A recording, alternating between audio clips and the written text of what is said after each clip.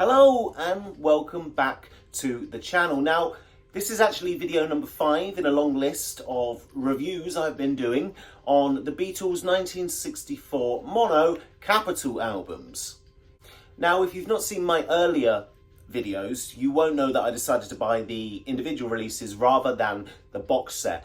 And it's in those reviews that I give my kind of justifications and reasons for doing so. So please check those out. I'm going to stick a link to each of them in the description. As always, before we get started, if you could be so kind as to like this video, or even better, subscribe to my channel, then that would be much appreciated. So just to recap, I've already looked at Meet the Beatles' second album, the A Hard Day's Night soundtrack by United Artists, and more recently, Something New. And again, I keep kind of flogging this dead horse, if you will, but I am originally from the UK, so I was brought up on the gold standard UK Parlophone records and didn't actually give these American releases a second thought in any of my 37 years prior to this. So I was very much coming to these albums as someone new. Having said that, as someone new to these American releases, I have been pleasantly surprised. I really enjoyed Meet the Beatles. The Beatles' second album in particular was a standout, phenomenal. And in fact, those two albums, as I've suggested earlier, in many ways, I almost feel, and please don't shoot the messenger, I almost feel as if they're better than Please Please Me and With the Beatles, which I find to be quite sterile. However, as excited as I was by those first two albums, I was slightly let down by the United Artists soundtrack, A Hard Day's Night, which I found to be quite a sultry affair. And then later Something New, which was at a slight disadvantage because it had several of the Hard Day's Night songs on that as well. They were duplicated, and therefore I didn't enjoy the collection of songs perhaps as much as I would have done if I was coming to it as something entirely new. But anyway, we find ourselves here today looking at Beatles 65. And for those of you that want to see, this is the record itself. There is the front cover, printed on a high quality card, glossy finish. And there is the back cover. Again, these aren't complete replicas in terms of what came out in the 1960s, but they are still very good. And this particular record has the honour of being my favourite in terms of its cover design, its layout, its artwork, however you want to word it. Really love that front cover. So before we get on to the tracks themselves and what's contained on the album, just a quick note on the pressing. I've had no issues with this. This record is cut hot like all of the records so far. And therefore, you've got to make sure that your kind of sound system, your record player is set up accordingly, because if it's not, your needle may jump, etc. But so far, I've not encountered that problem with this one. In fact, this was a nice quiet record in terms of in between tracks. A really, really nice kind of warm pressing to it, really flat, no warps, etc. So very, very pleased with that.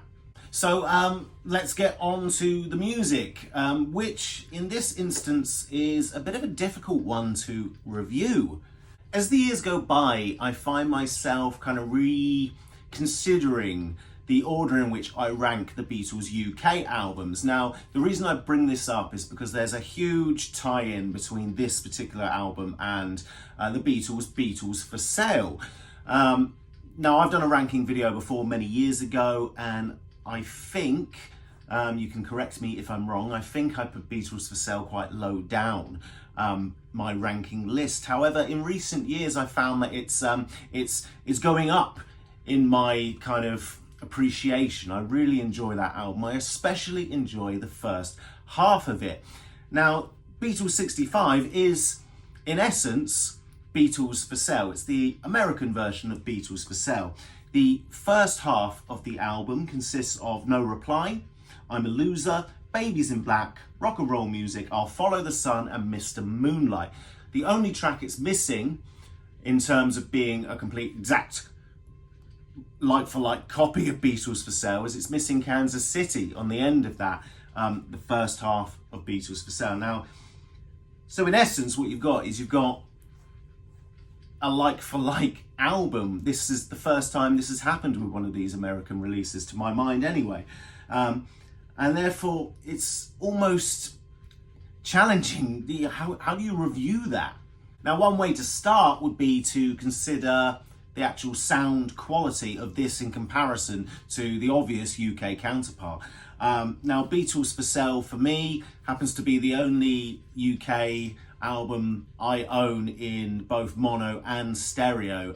Unfortunately, the mono's not very well thought of, which is probably why I own it, because it was easy to get hold of. However, the stereo version over the years is kind of highly regarded, and therefore very good. Now, this is, it's muddy, it's loud, it has that very American kind of feel to it. There's more distortion. But overall, it's still an enjoyable listen. In fact, one of my favourite songs on that first half of the album was Rock and Roll Music. And one of the things they've done on that for this pressing of Beatles 65 is they very much reduced the sound of the piano within that mix. And I actually think it works better because of it. In terms of the rest of the tracks, though, they're all very much kind of the same. Yes, this does have a dirtier kind of feel to it, a more live, raucous feel, but it's still very much an enjoyable experience and something worthy to compare against the UK album release. Now, side 2 is actually entirely different. You've got 5 tracks on side 2. You've got Honey Don't, you've got I'll Be Back from A Hard Day's Night, the UK album. You've then got the singles She's a Woman and I Feel Fine. And then finally finishing off with Everybody's Trying to Be My Baby. Now, I actually really enjoy this track listing. I think it works very well to close an album out, and goes very well with the tracks on side 1. My only real gripe with this as an album is the disparity between the different mixes. Now, when you listen to side 1 through, it all sounds like it's been made for the same purpose, and it works really well. But side 2, the moment you get to the singles, there's just something else going on entirely. Both She's a Woman and I Feel Fine are famous for the fact that they are just drenched, absolutely drenched in reverb, some echo, some distortion, and although I appreciate hearing those tracks, I was very excited to listen to them for the first time, especially because they have some historical significance, especially in America. As much as I enjoyed listening to them, I couldn't help but feel as though they were slightly out of place. They did not work within the confines of side 2. I suppose what I'm saying is the tracks themselves work within the context of the order, the track listing, the album itself. They do work, and I feel their inclusion is a good thing. In fact, I wish we had more of the singles on our UK releases. However, here, what's difficult to kind of get your head over is the fact that they're mixed so differently from the songs that come before and after them. I suppose what this does is it kind of removes you from the experience of listening to something that you think has been made intentionally as a whole. This hasn't. You can clearly feel that with side 2. And the inclusion of those tracks and their different mixes actually makes this feel more like a compilation. Now, for me, an album works when you don't think of it as just a big collection of songs. You think of it as a piece of art, a piece of work in its own right. And for some of these American releases, I've actually had that thought. I thought the Beatles' second album in particular really sounded like it was something that was honed to work. All those tracks that were put in there were made to work with one another, and it did make a kind of cohesive whole. This could have been that, but unfortunately it's not, because not everything sounds the same. So much so that if I was ranking these now, I'd have a tough time placing this either second or third. My favourite, as I've said, was the Beatles' second album. My second favourite would be between this and Meet the Beatles. Meet the Beatles had a slightly disappointing second half. I didn't quite enjoy the tracks, all of the tracks that were put on that album. I think they could have selected better ones. And this, I feel, would have worked really well if all the mixes were the same, but they're not. So therefore, I'd have a hard time ranking this, because although it is Beatles for Sale, it could have been a superior version of Beatles for Sale had it all had the same vibe and the same feeling to it. Now, lastly, just a note on what I think about the inclusion of singles. I've had a few other people say this on other reviews, and I completely agree with them that the inclusion of singles is a wonderful thing, and I wish we'd done it in this country.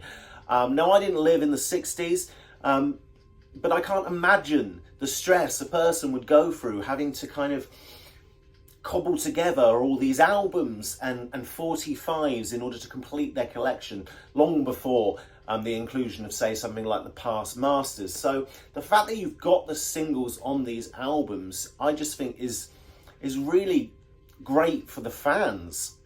I know the Beatles themselves saw this as a kind of value for money thing, and they didn't want to duplicate bits and pieces on albums because they didn't want people paying money for something that they've already got. Now, I get that, that's brilliant, but in hindsight now, so many years later, I do think certain albums would have been almost greatly improved with the inclusion of certain singles. So that's it, that's my hot take on Beatles 65. That's now the 5th of these review videos out of the way. I hope you join me next time, whereby hopefully I'll be looking at the early Beatles from 1965. So yeah, I look forward to seeing you then. Bye-bye.